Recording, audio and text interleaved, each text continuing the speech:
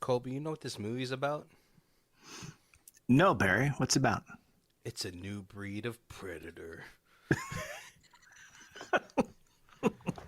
Honestly, I think that could have been a quote in the movie as well. I'm not sure, but that's just what's on the movie poster. I, right. Good enough. What's going on, guys? My name is Barry. This is Colby. And this is Who Watches This.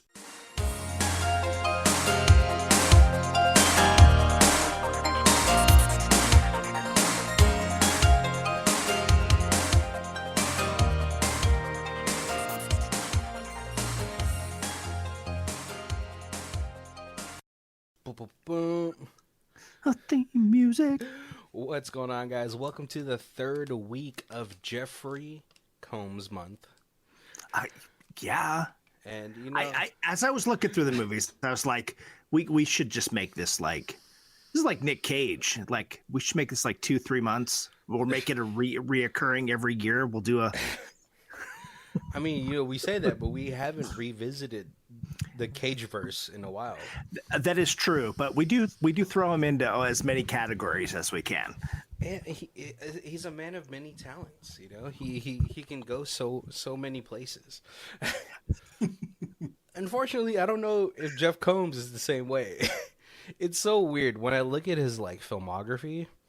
He's in a couple of big budget movies, and then a bunch of these sci-fi movies.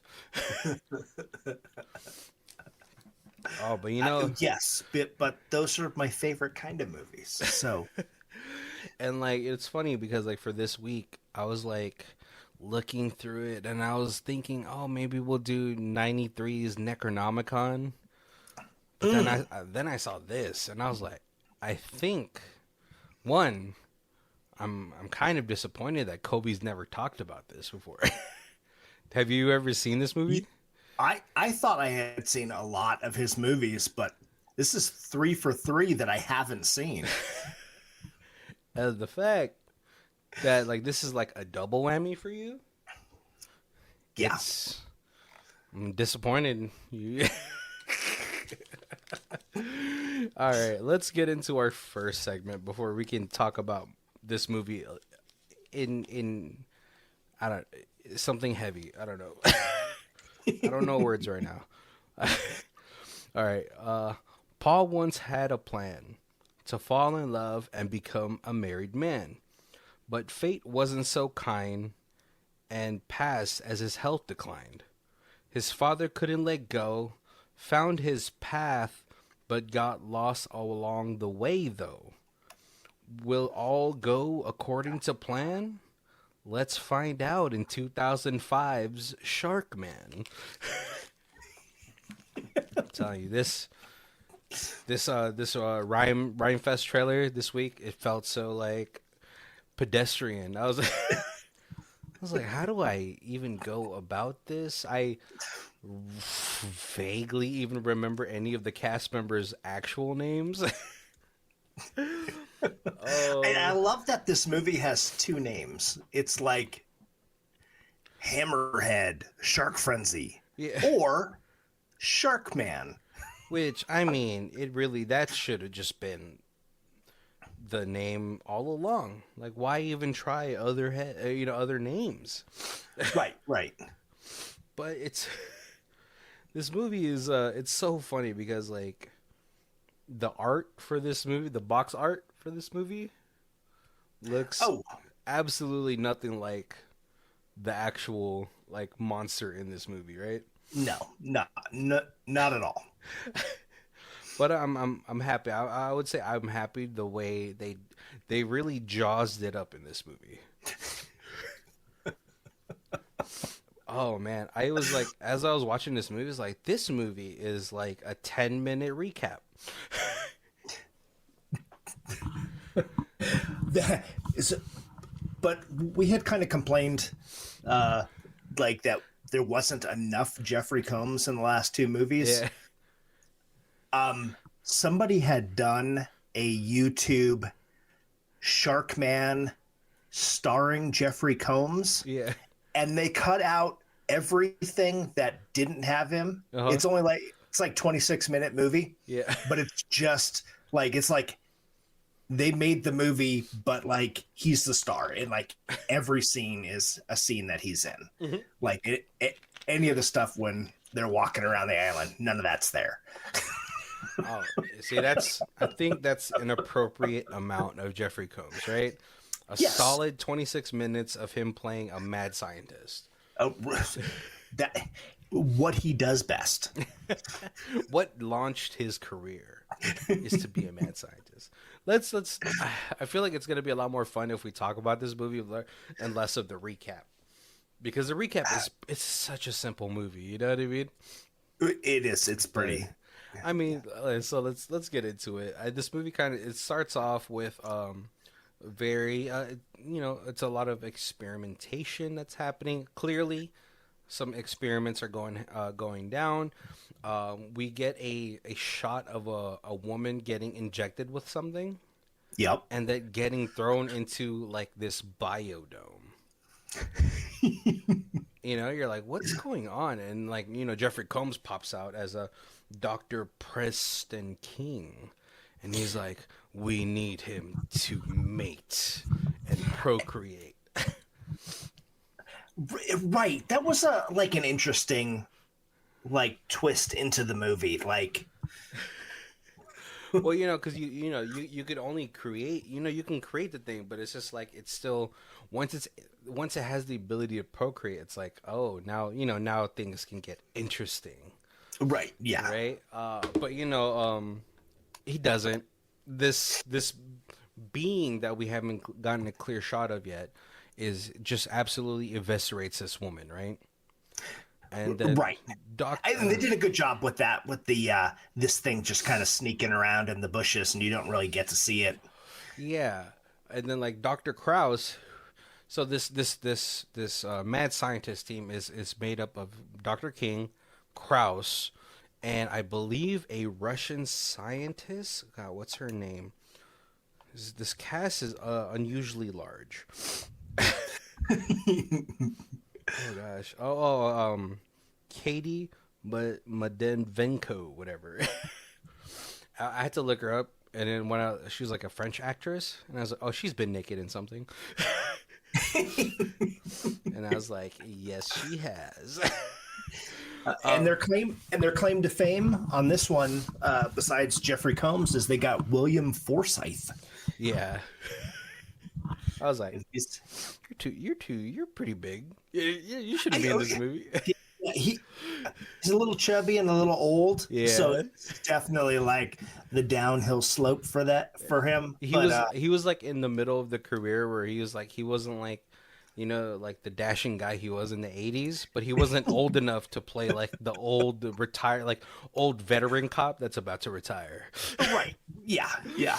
Oh man. And so we learned that Dr. Krause is like, Dr. King, he's becoming more shark than man. And while he says that, he gets like his pinky and ring finger bitten off. Yes. Yeah. And that actor is in a bunch of these type of movies as well. Hey man, find your pocket, and get your become a thousandaire, Yeah, he's living comfortable, right, with these movies.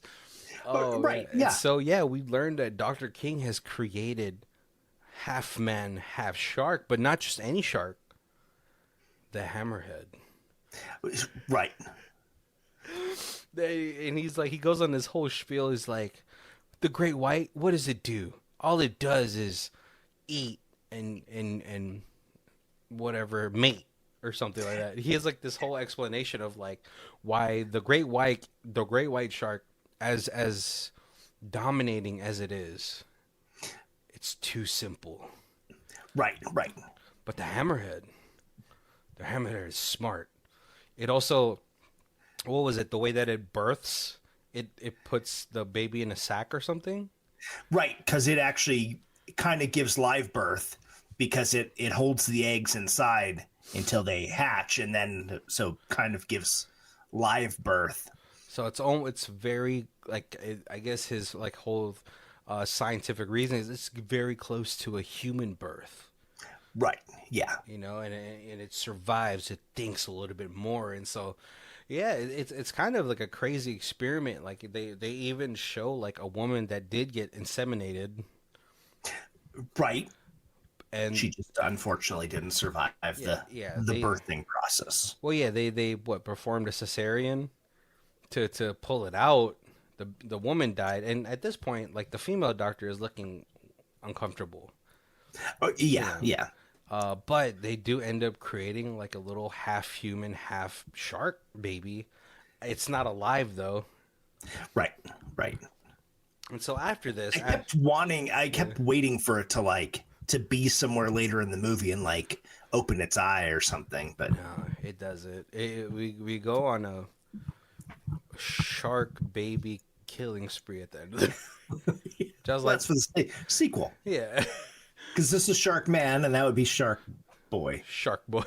I think that was already a movie called Kobe. It's Lava Girl and Shark Boy. You didn't know that? And I guess we couldn't call it Baby Shark because Yeah, that's a whole different thing. now we have to pay for the song. Yeah. And so yeah, no, and after the whole situation, we cut away to a pharmaceutical company in Los Angeles. Right. And we meet what's it called? Days of Our Lives or whatever alumni Hunter Tylo, who is romantically involved with William Forsythe, who is head of IT. Yes. And you know, but she goes to meet the big boss, and he's like, "Hey, Dr. King actually contacted me." She's like, "Isn't he like in a science exile?" And he's like, "Yeah, but you know, he's been researching. You know, like the thing that happened in Deep Blue Sea, he did it." He actually did it. He was able to sort of like reconstruct like stem cells. See, he pretty much frogged the dinosaurs in Jurassic Park. Mm-hmm. He was like he found a way to adapt the shark genes into human DNA. Yeah, because they're like, yeah, sharks don't get sick. You know, they're they don't get sick. Right? They're immune to cancer and tumors and stuff. Yeah, they're like the perfect living organism. Yep. And so like they plan to go to, you know, Dr. King's island with the whole team. And so like, you know, obviously William Forsythe's like, "Oh man, well, I'll go with you, you know, because I feel like we don't spend enough time together." So yeah, they end up going to like the island. Dr. Krause is like, "They're coming, Mr. King," and he's like, "Okay, we'll go prepare them. I'm still trying to perform experiments." And it's so funny because like all of like the females that he has like in this like stasis, like they're like, "We don't want to pay you to expose your whole breasts, so we're gonna put like nipple covers on you with like cords to make it look like we're taking your heartbeat through your nipple." Milking you, something. Yeah. Something. I was like, yeah, we're getting the pheromones from your nipples. And there was enough of them that I kept, and they're like stationary in those tubes. And I was like, is it just mannequins that are like, I don't know, well doctored, or is it just, did they actually get like actresses and were like, "Hey, would you like to just stand naked in the tube for the day?" Yeah, like here's $2,000. We're gonna put nipple covers on you so your breasts aren't exposed, but we see the shape. You know, we have to add. It's 2005, so we can't just expose your breast anymore. Right. Yeah. Oh man, yeah. So Dr. Krause goes to them. He's like, "Oh, Mr. King will be with you shortly. He's in the middle of an experiment." And so the whole team goes to the front. And meanwhile, this whole team is kind of like weirdly assembled together. It's like it's Hunter Tylo, who is the biologist, the CEO of the pharmaceutical company. We have the CEO's little young tart girlfriend. Yeah. And what is it like? I don't know. Other department heads. It's a weird. Right, I but the other department head also just brings his girlfriend oh, I because I thought they guess were working together too. it's like, hey, we're going to this laboratory on a beach island. Let's bring the girls. I guess, right? And so they get to Dr. King, and he's like, "Welcome," and CEO's like, "Oh, I didn't think you'd want to talk to me." He's like, "Well, I felt like I should have something to bring to you, Yeah, to get myself out of this science exile." Meanwhile, so before they actually get there, what's it called? William Forsythe is asking Hunter, is like, "Hey, what's the deal with you and Dr. King?" And she's like, "Well, I was supposed to get married to his son Paul. We were previously engaged, but then he got cancer and passed away." yeah, And he's like, "Oh, oops, sorry." yeah. And then so like kind of the story was that Dr. King kind of went crazy when his son passed, and that's why they kind of exiled him from the medical field. Yeah, because he was getting into some dangerous territory as far as like what morality goes, right? Yeah, But no, so they yeah, get because even when he was like killing the girls to like pull out the dead shark embryos, and like you said, the nurse was all, and he was all like, he basically his response was, if you kill a few people, but you make this shark gene thing that can save humanity from ever getting cancer again, isn't it worth sacrificing a few useless cogs for the greater machine? that's what he tells us at the beginning, but then he gets more mad science in the middle of the movie, right? Yes. Oh yeah. But no, he starts giving the pharmaceutical team this whole tour, and he's like, nothing on this island is as it seems, because he's been crossbreeding things on this island. Yes. So you have like Super man-eating legal. plants and stuff. Yeah. Not necessarily man, but like a mouse-eating plant, and yeah, Yeah, like there's a lot of these plant life that have like sentience, or yes, they're sentient beings, right? It's so strange, right? But he's like, "Oh, like you guys have been it's been a long journey. How about we have dinner first, and then I'll do the presentation." And so they have like this wild beach dinner. Everyone's like dancing. This is where Hunter sees the Russian scientist, yes, Katie, and she's like, "Oh, I thought she's supposed to be in jail." And he's like, and Tom or William Forsythe's like, "Why?" He's like, "Well, she got caught like trying to do like she's like a microbiologist or something like that, and she was experimenting on human beings in Prague." And he was like, "Oh my God, what are they doing on this island?" right, right.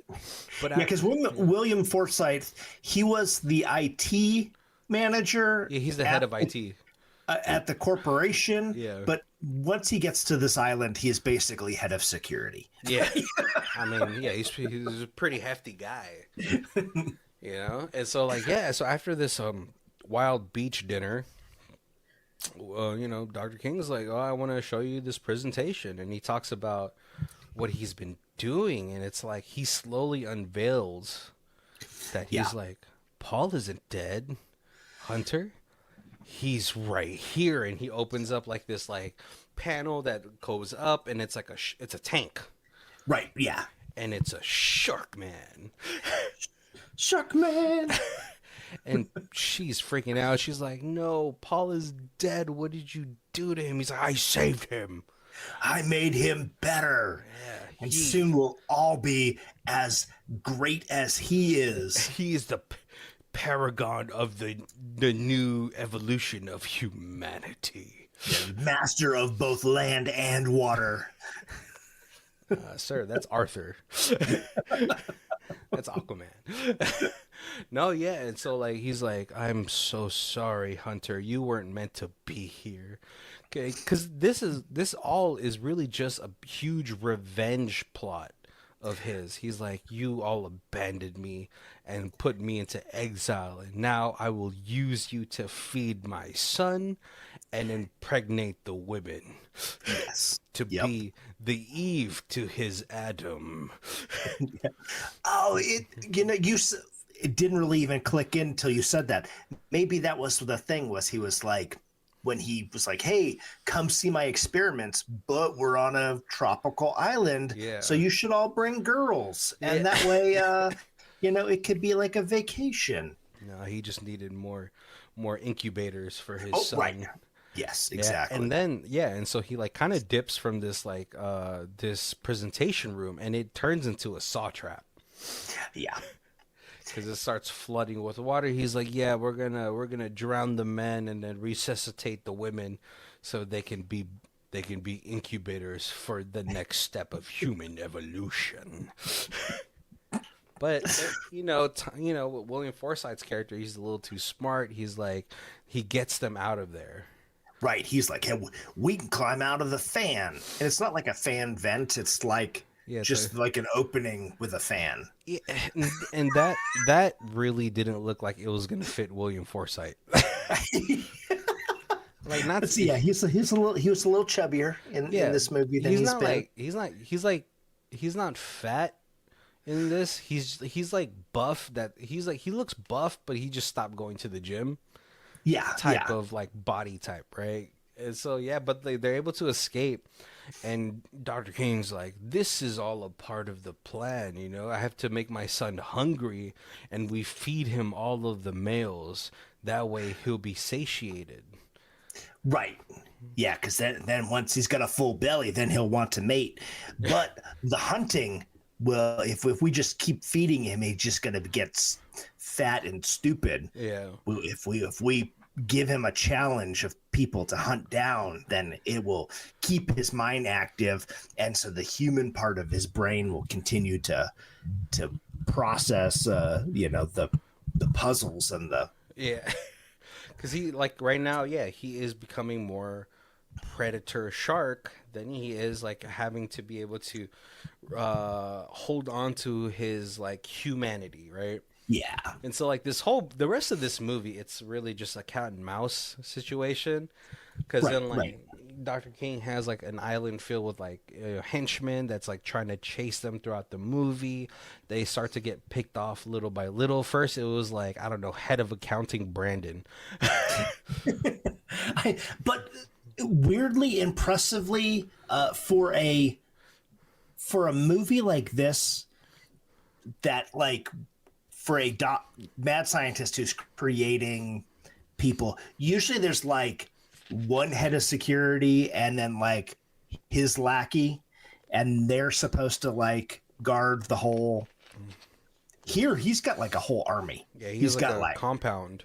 Yeah, helicopters and tanks and boats, and he's got like the whole situation covered. Yeah, so I was kind of impressed that he went that far to. He's like a legit mad scientist, not like one of these James Bond ones where he has like 5 people in security.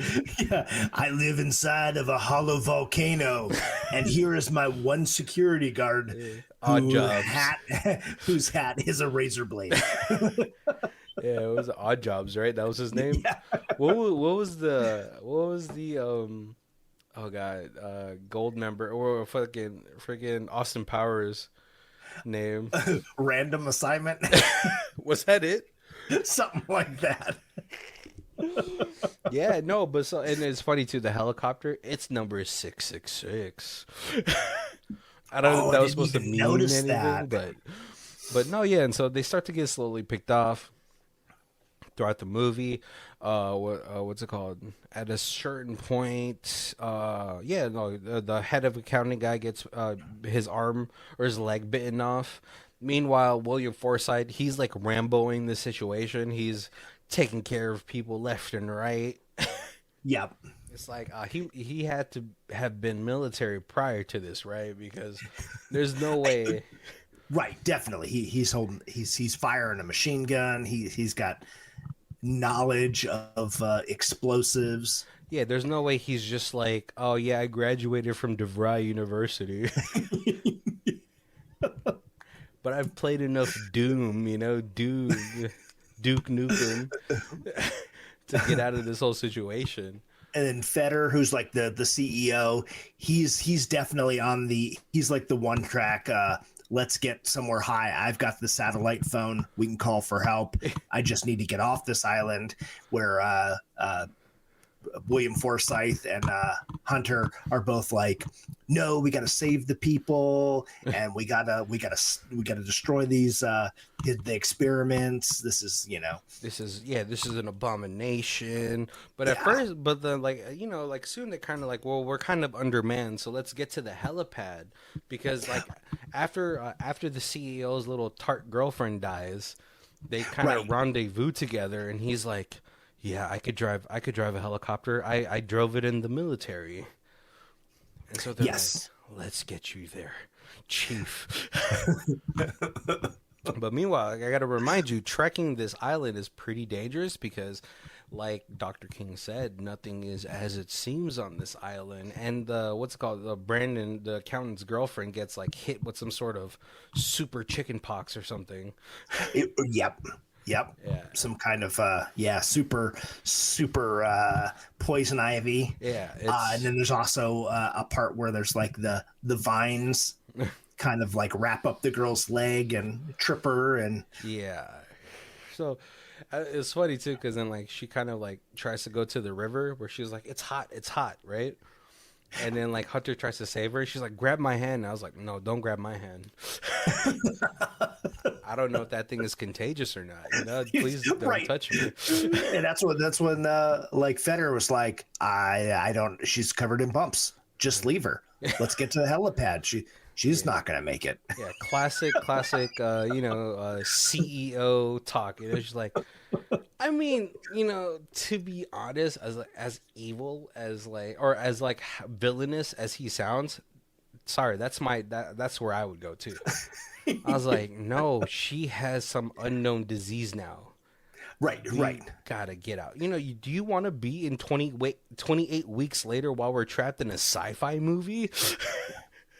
Right. And she's all covered with like pussy boils now, and we're gonna get into like this little tiny helicopter and have to take a 4-hour flight home. Yeah. Cabin fever. Have you guys has no one seen that? But no, yeah, so she ends up getting eaten by Paul. Paul is like, throughout this island, there has to be like underground waterways for Paul to just pop up in these random bodies of water. I was kind of half expecting there to be multiple Shark Boys, especially since the original title was Shark Frenzy. I was like, there's going to be like, it's going to turn out that some of his babies were born, and they're like multiple sharks out here. But unfortunately, was not. Maybe that's where the discrepancy with the movie titles came in, because the guy's like, where are the other sharks? It's called Shark Frenzy, not Shark Friends. Or no, that would have been worse. Yeah. How about we change it to SharkMan? Yeah. And then, I could imagine like, that sounds like he's a superhero. And then Combs is Dr. King's having trouble tracking Paul because in one of the firefights that, like, I guess his chipped collar or whatever, his tracker gets hit, and so they're not really sure where he's at, and they can't have him out too long because he overproduces nitrogen. Yeah, he's going to get like nitrogen narcosis, like scuba divers do if he is out too long. So they got to bring him back and like depressurize him. Something. The science. Don't worry about the science in here. I'm pretty sure it's really lax, and it's sci-fi science, not like Christopher Nolan Interstellar science. What's it called? But like, what's it called? Katie, who like is one of the other scientists, she kind of rendezvous with them for a little bit. She's like, "We got to get this. I came here for science, but this is just all like a personal vendetta, and it's gone. The human experimenting has gone too far. We keep killing women." Which like made me think. I was like, if he was just killing men, would you be okay with that? It's yeah. Hey, she could be a mad scientist, but also a feminist. No, but she ends up getting eaten by Paul too. Like Paul this is like a buffet for him. This whole movie is a buffet for him. I almost got to the point where I'm like, he's eaten enough people. Like he would just go take a break. Yeah, but like the last now he's hunting for sport. Yeah, just like the sharks in Deep Blue Sea. True. But he sends Krause to go get him. He's like, you should be able to find him. The collar should be like he's still kind of on him. You'll just get his general area. You won't get him specifically. But he ends up killing Paul. But he uses his bare hands. He's not bare SharkMan. He's I'm just talking about his bare hands. Oh man! So he's like still has some of his humanity in there. Meanwhile, the team, consisting of the CEO, Hunter Tylo, and William Forsythe, get to the helipad. Right. But, a firefight ensues, and obviously helicopter is one of the most delicates of air flights. Gets shot down, and it explodes. Right. As helicopters just tended to do. Oh, yeah. I will say, like, throughout this whole movie, they don't show they show the shark, when they show full body, it's like CGI. But my favorite parts of this is like when it's like little bits here and there, because that looked like practical. Yes. Yeah, but like we have to do that because we got 2 helicopters to explode later in this movie. Which is also super CGI, by the way. They're like, we can't actually blow up helicopters. Oh man, that budget is way out of our league. But yeah, so they end up getting Hunter Tylo back with the CEO. Yeah. And Dr. King ends up feeding the CEO to his son. And meanwhile, he's like explaining to Hunter, he's like, you and my son, I don't know what he saw in you, but you had a strong effect on him. And the pheromones of the smell is the strongest human, like, sense? Aphrodisiac, yeah. Right? Because, if I smell like the old perfume my mother used to think, the memories come rushing in. So your pheromones, your scent might make him cognitive enough to mate with you without killing you. Right. And so meanwhile, William Forsythe, he's coming back to the compound. He's messed up a couple people. He went back to the boat that they came into to like gather some belongings. And he goes back to the science lab. He sees like, what is it, like nitrogen for like plants or something like that. Mm-hmm. And he's like, oh yeah, I remember my boo thing telling me that sharks can't handle enough nitrogen; it'll kill them. Yeah. And so yeah, he comes back in. He fights the Dr. King. He like, because then like what's it called? No, Paul attacks his dad. Right. Yeah. Kind of bites him on the shoulder, and he's kind of down for the count. The 2 other henchmen, who for some reason were like in hazmat gear, I was like, that's not going to save you from a shark. A SharkMan. They were trying not to give the shark COVID. Right. They're like, we don't want him to smell us. And so yeah, like they're fighting, but then William Forsythe ends up disposing of them. He's able to get Hunter Tylo out of her constraints while feeding the shark a whole bunch of nitrogen. Yep. And then Hunter ends up dealing the finishing blow where like he feeds it so much that his head explodes. Great effect. Yep. It was a pretty decent effect for this movie. And so like William Forsythe's like, we got to get the fuck out of here, like it's over, but she's like, no, we have to kill all of it. And you got to make sure that there's no living babies. Which is like it's like a wild scene, because I was like, those are still babies. And you're just like shotgunning all these like shark human fetuses and exploding and all the ladies who are in the chambers. They're all chamber gone. ladies. yeah, they're all gone. I was like, what happened? Like, all right, let's not think about this too much. You know, we'll just get disappointed if we think too hard. Meanwhile, what's it called? William Forsythe is able to deal the killing blow to Dr. King because he, in classic villain like fashion, you got a double tap. Right. Right. But they end up exploding this huge like science lab, and then they end up walking on the beach together. And William Forsythe's like, "I love you, baby." She's like, "I do too." They kiss, and then the credits roll. Colby, there's no post credit scene, right? No post credit. I was like, no way that there's a post credit scene for this movie. I mean, you could have had it where like, yeah, one shark baby did survive, right? Right.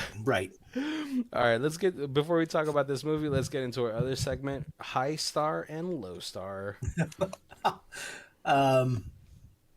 Yeah, I don't know. There are only 5 reviews, and 2 of them are 10 out of 10. Are you sure you didn't just review it twice, Colby? Right, and neither one of them look like they're mine. So we got Baby Shark, do 10 out of 10.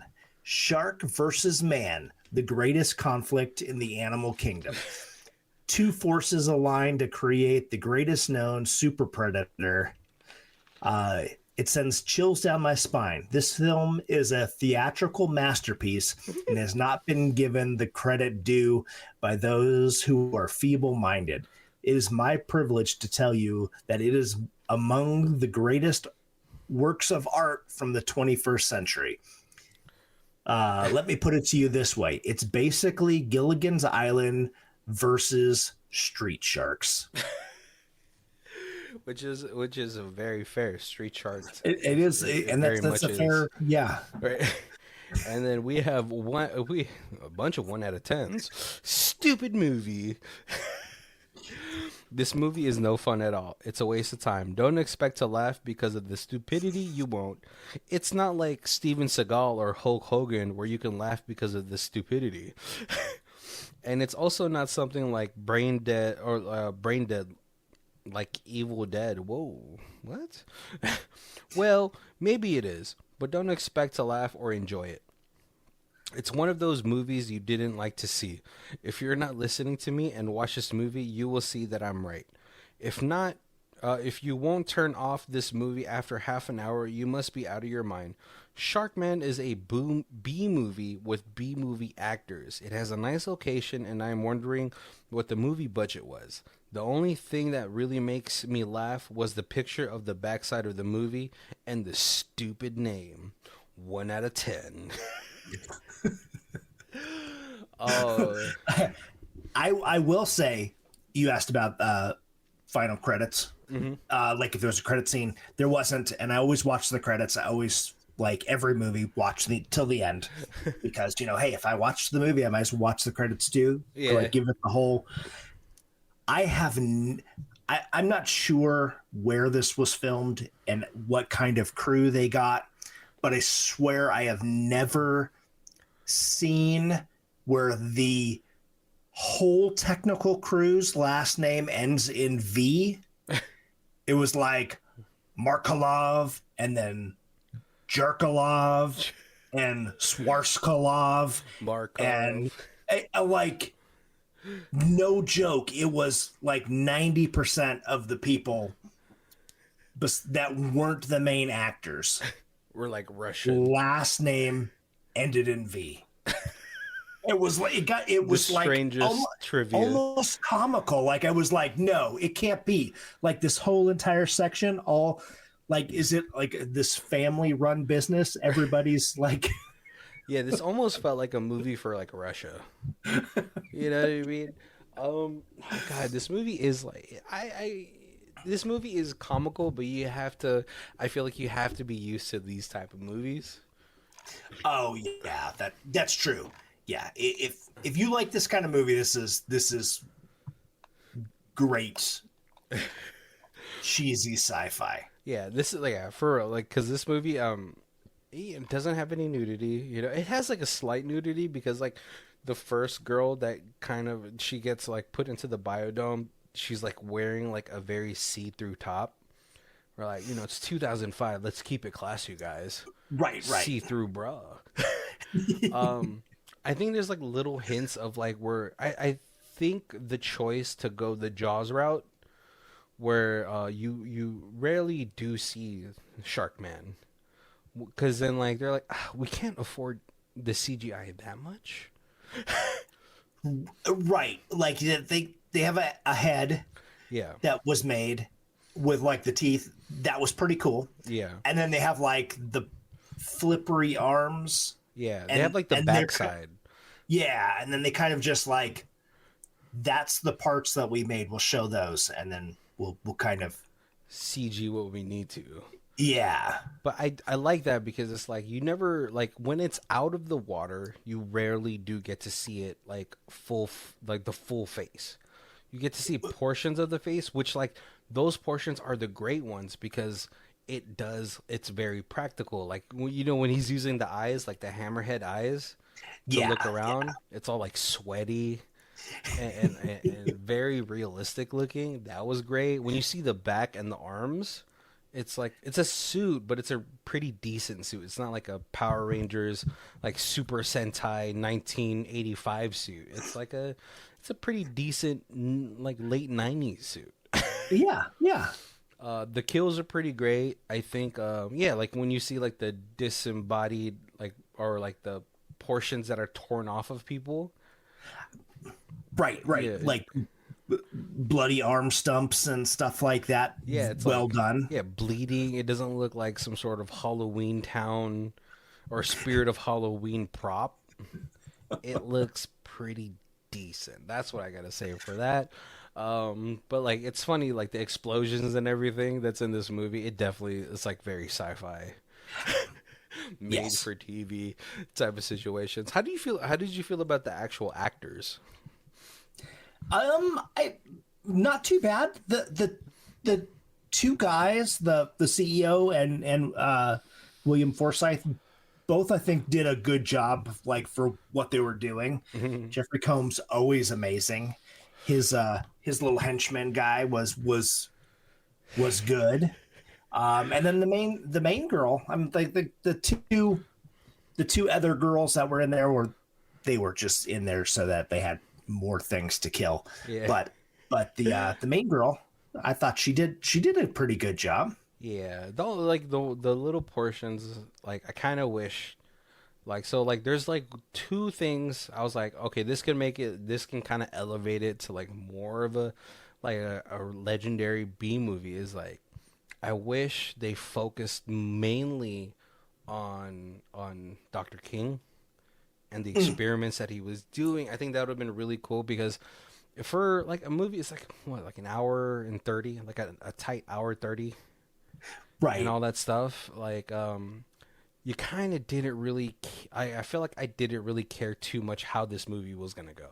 Like I was like, oh, maybe they'll all die, or and Dr. King will. If you would have kind of given him, like he certainly by the end of the movie was very concerned about his shark son. Yeah. But if they would have started it out more like, I've saved my son even though I've turned him into a shark, and now I realize that this is like the next step in evolution, and my son's going to be like the first one, and kind of give a little bit more of the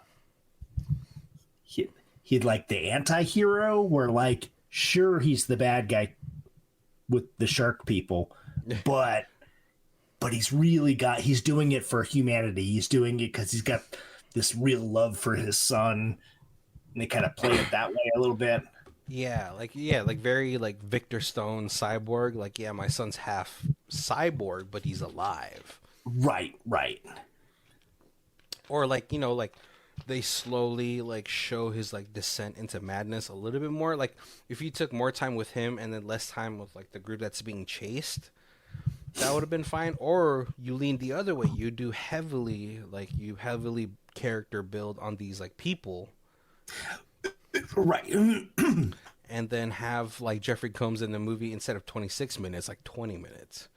And like he's just like a cuckoo mad scientist that like, oh yeah, he had good intentions, but now he's like talking about building the next evolution of man. Right, right, yeah. So I feel like, but like I feel like they split it right down the middle. So then, like, because you do that, you don't really care about these people that are trying to escape this island and stop this mad scientist, and then you also don't care too much about this guy because he's like, yeah, he saved his son, but now he's like, oh, now he'll become the ultimate like species of man and a sea animal. Right, right. Yeah, Yeah, it was just more like I want to watch this just for the kills.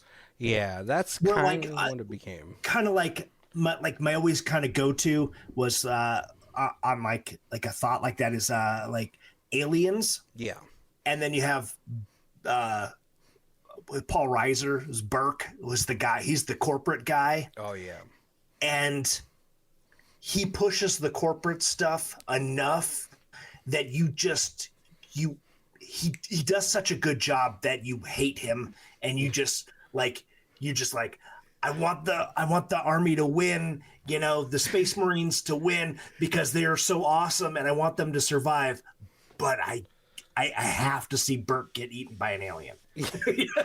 exactly. Yeah, and then like the way that like Jeffrey Combs' character dies in this, he just gets shot. I mean, yeah, he does get bitten by his son, but he doesn't like fall to his own creation. Yeah, So yeah. like that becomes sort of anticlimactic, where you don't get the satisfying like, oh, this is like the satisfying ending where like his own hubris is what led to his own destruction. Right. Or even like his son gets shot, and then as like they're leaving the building, he's like, I'm gonna sacrifice my son as food so my son can survive, kind of thing. Yeah.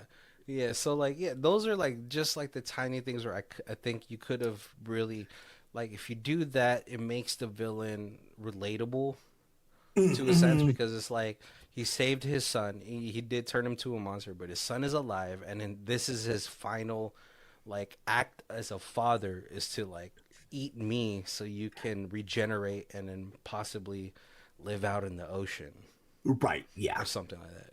And yeah, and then yeah, with the characters, with the care from the pharmaceutical team, you kind of like, if they die. Right. Right. Like also, it's also because like I didn't really feel a lot of chemistry between William Forsythe and Hunter Tylo. I Yeah, Right. It was, yeah. because they Like you felt like a wanted you strange wanted her to pairing. survive because she The was pretty final good. girl, yeah, Yeah. Exactly. Yeah. And like you had a little bit of feelings towards her. yeah, But yeah, like you said, like William Forsythe, like he was the security guard by yeah, like the end, and it was like yeah. it was Like, like I'm sorry, go ahead. he's just there. He's just there to protect her. And again, he should have sacrificed himself to save her. Yeah, that would Yeah. have been like I mean, it's so cliche. Like both endings that we're talking about is pretty cliche. But I feel like if I had to choose between the two, I felt like it would have been a greater service to the movie if Jeffrey Combs had sacrificed himself to feed his son to help him regenerate and stuff like Right, that. right. Yeah, because like even like the death of SharkMan, it was like kind of anticlimactic as well. Like they just blow up his head with nitrogen or something like that. Yeah, yeah. Yeah, because then like I feel like what was more suspenseful. That's what I feel like this movie was kind of missing is the suspense of a shark hunting. Right, right. Because then like Or you do it where Jeffrey Combs doesn't get attacked by the shark, and then they kill the shark boy, and then he like totally goes over the edge, and he's like pulling out guns. He's like, I'm gonna blow up this building with you in it since you've killed my son. Mhm. Kind of. yeah, there's like like 3 to 4 like those like very cliche ways to go about it. But I feel like in this kind of movie, this movie, yeah, you just like pack it in with cliches and like ham it up. Obviously Jeffrey Combs is like superb at hamming up Oh any kind yeah, of character yeah. role that he does. I still think my favorite Jeffrey Combs like role where he's not like the main character. It was in Frighteners where he was the detective. Yeah. with the comb over. Oh, he's so good in that one. That one like that, but you know that's like a really well written script. This is Peter Right, right. Jackson, right? Yeah. Yeah. I was like, yeah, he's so good at like creating like like those kind of villainous characters, where he's a good guy, but the way he's going about it, it feels so villainous. Because he's just a detective trying to do his job. At the end of the day, he's like a really good detective. It's almost like the Johnny Lawrence like situation, you know? Right, exactly. Yep. Oh man, but we're coming up to our to the end of the show. Want to go ahead and thank you guys for joining us. Make sure to check out all of our other actor themed months. We have Nicolas Cage, Robin Pattinson, Rosario Dawson, and Danny Trejo. So far, we're probably gonna keep doing more. Right. Yeah. Hey, it's an easy theme. There's so many actors, underrated actors out there that you know. Yeah, that don't get enough of the shine on them. Right. But if this is the first time you guys are joining us, we do our reviews in 4 different sections. We have Stream It, DVD, Blu-ray, and the Ultimate Box Collection. Kobe, where you at for this one? I want the Jeffrey Combs like ultimate box collection, like 100 disc or 100. It'd be like 12 discs, 100 movies. Eh. Just because, like Nick Cage, he's just such a good hammy actor in like this kind of thing, and he just, I like he always 100%, even with the budgets, 100,000 or 100 million, like still gives it his all. I guess I guess you don't really get anything extra Blu-ray. Yeah. I feel like you said there's enough sci-fi channel style Effects. effects that going from DVD to Blu-ray's almost going to make the movie worse. So definitely probably go DVD. You have to, because you have to put this in your shark collection. Oh yeah. Yeah. If you guys don't, Right. That would also, I could buy this in a shark box collection. Sci-Fi Channel Super Box, the Super Shark Box. yeah. If you guys ever see Kobe's DVD / Blu-ray collection, it's half Godzilla, half shark movies. Yeah. Oh gosh, I felt like if it had like done some of the things that like we had suggested to make this movie just a little bit better, I think I could have gone DVD, because it would be campy enough. You would have like a very like hammed villain that like I would have been like, oh, this is hilarious to watch. Yeah. Just put it on whenever. Just like if you're having like a little kickback with your friends, just like, oh, you guys want to watch a dumb movie? But like I think as it stands, because like I said, like they went half and half. I think I'm gonna have to go stream it. I think if they had like a couple more like kind of I feel like it's just a rude term to say like washed up actors. But I feel like if you had like maybe at least one character that was like a little bit comedic, to kind of just throw in some laughs in there, kind of some goofiness into the movie, because this movie, how serious can this movie really be, right? Right. Because they tried to make like the one of the girlfriends ditzy, but if they would have like done like a like 80s like snow ski slope volleyball kind of like ditzy blonde, like that kind of valley girl kind of thing, and they could have hammed her up, that would have been good for that, because you got like Jeffrey Combs on the bad guy side, and then you have you have her just to be like the super ditzy blonde girl. Yeah. And then like it would have been way more funny if she survived till the end. Like she's like, you guys thought surviving out here was rough? Try to survive in the valley. Just like, yeah, it's like I always like it's such a cliche to have like that super oblivious character, but it's always like nice to kind of like have that character to kind of alleviate Like, because this movie shouldn't have been as serious as it was.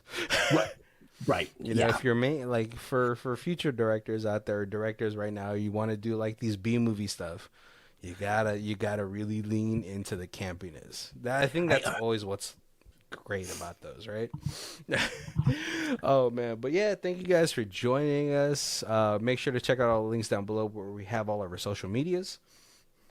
Yeah, we got our Facebook, Twitter, Instagram, Threads, TikTok, YouTube. Yeah, just pick one, follow us on it, and I like Threads and Twitters or X, Twitter X, are seem to be what I'm like focusing on. Not intentionally, but it's easy. It's the easiest to like do quick posts on. Yeah, because Colby's a busy man. Right, many cheeses he needs to try out there. We got full-time jobs and stuff, so yeah. But yeah, thank you guys for joining us. My name is Barry. This is Colby. And this is Who Watches This. If you guys want to check out who does the theme music, it is Lee Rosevere. It's called Arcade Montage. It's on our album Music Podcast 3, and the Bandcamp is down below. Thank you.